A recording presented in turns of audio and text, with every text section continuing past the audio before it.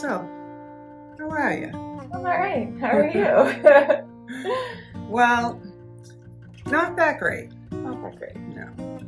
But this has been news that has been really hard to tell people, and we've struggled along the way here. Um, Yeah, you've drafted some emails and tried to figure out other ways to do it, but I think you're better just talking to people. That's kind of what you do. So right, you came up with this idea to just talk to people this way. yeah. So, um, last year was a bad year for most people, right? I stayed in most of the year because of COVID. And my immune system, I didn't want to get sick. But I chose a word of the year with Jen, and my word was fearless, not like fearless, like I'm gonna jump out of an airplane, but fearless. I'm gonna try to get out and socialize. And we went to Disney. We had a wonderful family trip. Yeah. And then I went from there to Las Vegas to a eBay meeting, which was fabulous, and got home, and my friend Trish got COVID, and I was negative. So I'm like, well, but then I was sick, and I just couldn't get over it. And I tested twice, I was negative, and then, but my head was like so congested, I just couldn't get better. Yeah. And so around Thanksgiving, I went to the Minute Clinic, CVS, and I asked um, For another test, for another another, COVID and test. they said they couldn't give me one. And Yeah. I'm like, well, I don't get it. Yeah. Like, why can't I get another test? And she said, because you've already tested twice and you quarantined for 14 days. So there's nothing else that, but she's like, I feel bad. I'm going to give you an antibiotic for a sinus infection, but I really don't think you have one. Yeah. So that was okay. So she's like, but if you're not better in 7 days, you need to go see your primary care. So I wasn't. Nope. better. Nope. I was not better. So I went to Boston on December 1st, and I had a new primary care doctor who was wonderful. And she said that, she definitely said that I had COVID, but I just didn't have enough to give it to anyone. So But that's why it wouldn't show up on the test. Right. And I couldn't have been in that close a contact for a whole entire week with one person who had it and not get it. And so she said, but I need to send you for a chest x-ray because I'm afraid you might have COVID pneumonia, and that settles in your lungs. And, so I said, well, that's good. I said, because I had a pain in my side, like for the whole of the year. It kind of came and went, and, they thought that it was costochondritis, which is an inflammation of the lining between your ribs, which makes sense because those are, I have inflammation everywhere. So having it in one more spot made perfect sense. Yeah. So they had treated me for that in like March or April. And it kind of went away a little bit. And then it came back. It started really bothering me in September before we went away. And then it was, progressively getting worse. So I said, well, would you see that as well? And she goes, yeah, I'll do a rib x-ray and the lung x-ray. Well, I went over, had them, and she called me on the ride home. Always a good sign. Yeah. Where are you? People don't usually like Can you call. start with that? Yeah, no. Start. Where are you? I'm in my car on the way home. And she was stumbling. She said, there's something on your x-ray, and I go, just read it to me. I knew she didn't want to tell me something, but I thought she was going to say, you have pneumonia. And I'm thinking, well, just tell me now, because I don't want to go all the way home and then have to turn around and go all the way back if she's putting me in the hospital. Yeah. And it was kind of like the end of the day. And it was 5:30. Yeah. By that time, after the x-ray, walking back to the car. So, so she read it to me, and I had a mass in my lungs and that I was going to need more testing. And when I got home, I called her back, and she had already had a CAT scan set up for me for the next day. And then we had an appointment with her, a virtual, on Friday. And they already knew that it wasn't good, but we didn't really know the extent of that. Well, you called me at work on Thursday morning, and they had told you that they wanted us to join you for that meeting. Which I didn't think that that was a good idea, because we didn't really know any information. But we didn't. But they did. But we knew at that point it was cancer. Right. But like, usually you wait until you get your biopsies and all of this stuff. Well, they didn't wait for any of that. No. So you knew it wasn't like going to be a great thing if they're telling, bring in the troops right now, you know? Yeah. So I did it, and we had Jen and Jeff, and was Susan here for that one? No. Don't think so. No, not the first one. And well, Dr. Eisenstadt had called and said she wanted me to tell Susan and Aunt Florence, and I didn't at that point. I still hadn't. And so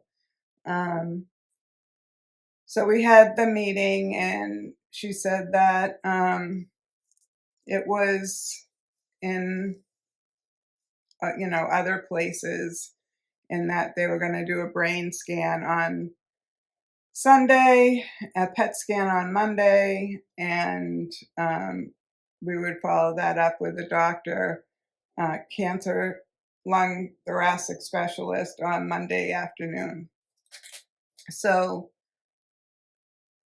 by Monday afternoon, they knew that I had cancer stage. Well, they didn't know what stage it was yet at that point, right? Because that didn't get done. And well, they did. They did. They didn't tell it to us that way, but No. because of how far it had spread. Yeah. So the what we did find out though on that day was that not only did I have tumors inside of my lungs, but I had one on the outside of my lung, and that's what was pressing on my rib, and it had actually eaten away a portion of my rib. And that's what was causing the pain all that time, and it wasn't costochondritis. Yeah. So that was kind of a shame, but I mean, everyone did what you could during the pandemic. There were not a lot of appointments to go in and see people, and I have so many pre-existing conditions that was a likely scenario for me. Yeah. And like you said, the pain kind of came and went in waves during the year, which kind of fits with other stuff that you have. So it didn't. And we looked back, because you had a chest and a rib x-ray in the fall of 2020, and there was nothing on that one. Nothing. So in 14 months. In fact, she actually pulled it up on the computer to show you and Dad. So to say just in it was like October months. 2020 to December 2021. Yeah, and big difference. So the PET scan showed that it had gone into my lymph glands, my pelvic bones, my femur, my brain. And a lot of them are small, but there are some pretty good sized ones in some of these places. And they scheduled me for a biopsy for that Wednesday. So the outlook was not very good at that point. It was like, it's either chemo, radiation. If it's one type, there's immunotherapy, which they didn't feel that I could have because my immune system would probably just eat it up. And so I wouldn't be eligible to get that. And then this other one is a mutation, but you have to have the mutation in order to. Right. So if the cancer was a result of gene mutation, then they could do gene therapy to try to counteract that. Right. And so on Monday, we still didn't know what type it was. Right. And that's what the biopsy was going to do. Right. So they did find that it was EGFR mutation, and that was by a rapid test. They told us right away, and they felt confident that they could tell us that, so that we could get started on this medicine, which is you take a pill once a day, and it's called Tagrisso, and it reverses the cell's DNA, I guess, I don't know how to explain it really well, but and it should reverse the way that the growth of the tumors that are already there. So the really small ones, like in my brain, and that they could all disappear altogether. And it will stop new ones from growing. Right. But it's not a cure. It's a treatment. And because it's gene therapy, your DNA is very smart, and it will figure out ways to get around it. So we heard one description of it, like, say this cancer is a river, and the Tagrisso is a rock, and you take a rock and you put it at the mouth of the river to stop the water. Well, it will stop the water for a long time or a short time. You don't know, right? And it eventually will either bore a hole and go through the middle, or it will go all around it. But if these things happen, then they're going to have to do something different. So some different might be you still take the pill because it's working on something, but you have chemo or you have radiation for something else. So we don't know all of that stuff yet. And we don't know how long it will work. Right.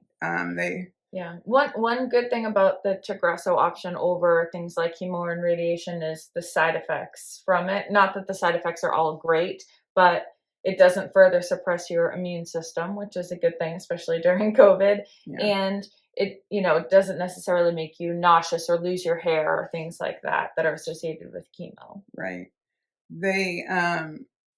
I am getting some of the side effects. The side effects you can't see from here, but it's a rash, and it's like in my scalp, and I have a ready face anyways, as most of you know. So like when I'm in a lot of pain, my face gets redder and redder. Usually my close friends will say, "Oh, she's hurting. Look at her face is getting red." But now it's like all around down here. So there's there are side effects to the Tagrisso for sure. And my mouth is you can get cold sores and cankers and burns. I can't have any sauce or things like that, which is really bad for an Italian. But so that's minor compared to some of the things that could happen. So I'm pretty okay with that. And my doctor is amazing. Like, she reaches out and finds, gets me medicine or does whatever the minute, checks that in, I've makes had. sure everything is good. There's been the last 2 months has been a lot of finding ways to then treat the side effects that you're having. So trying to clear up the skin stuff and your mouth stuff and the reflux and things like that. So yeah, there were a lot of crazy little things that happened at the beginning, like weird. I would take the pill, and for the next 2 hours, I would have indigestion from a pill, not from eating. And so, so then I had to take like Pepsid or they started you with Prilosec, which didn't work very well. That made me burp when I took the Prilosec. Yeah. And so then Dan's like, well, I take Pepsid. Why don't you try that? So I tried that and that worked. So she's like, go for it. Let's do that one, you know? So we did that, and it seems now that's Pat. And I think it's probably your body getting used to it. So, it's been a long road from December till now, and the hardest part is telling all of you people. I've struggled with that. I have so many friends, and I never want to hurt anyone, and telling people this news is not something that's going to make their day. So it's been really hard to try to and get the courage to tell this story.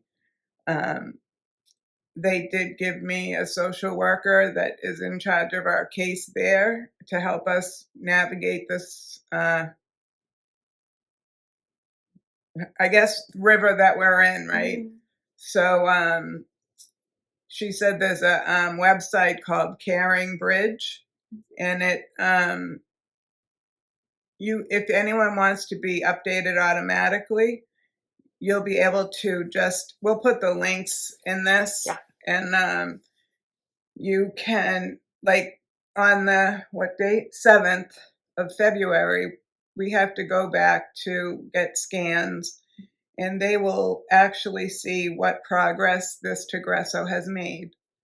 And then on the 10th, we go and the doctor will tell us. So we won't be telling you anything until after we see the doctor.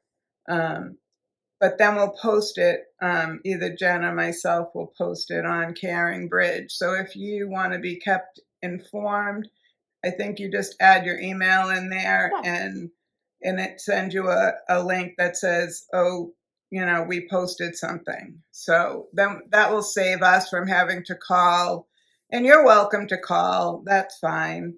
But it's hundreds of phone calls that we're making. We had a list. We spent like one whole night just talking about who was going to call who, and I'm so blessed to have such a list. So that's kind of where we're at right now. And the other funny thing is that when I worked at Boston Medical Center, one of the doctors, Henning Willers, I worked for him, and if I do need to get radiation, he's back at Mass General, and he will be my doctor, and he already did a Zoom call with us. Susan was there for that one, and he said, don't worry, you know, I got you.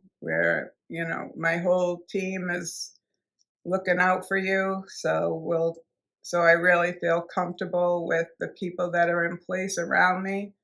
And it's not a secret, so you can tell, you know, whoever. Hopefully I didn't hurt any of your feelings by not reaching out to you personally, but I hope you can understand that this has been the really, really hard thing to do. So I love you all, and pray that these very smart scientists figure out a way to get more out of this gene therapy so I have a longer time left here with all of you. Absolutely. Well, we will share an update again as soon as there's news to share. So definitely sign up for the Carrying Bridge. When you do that, you'll get an email whenever we post an update. So then you won't miss anything. And then you can feel free to send comments and things once we share those. Thank you. Talk to you soon. Bye.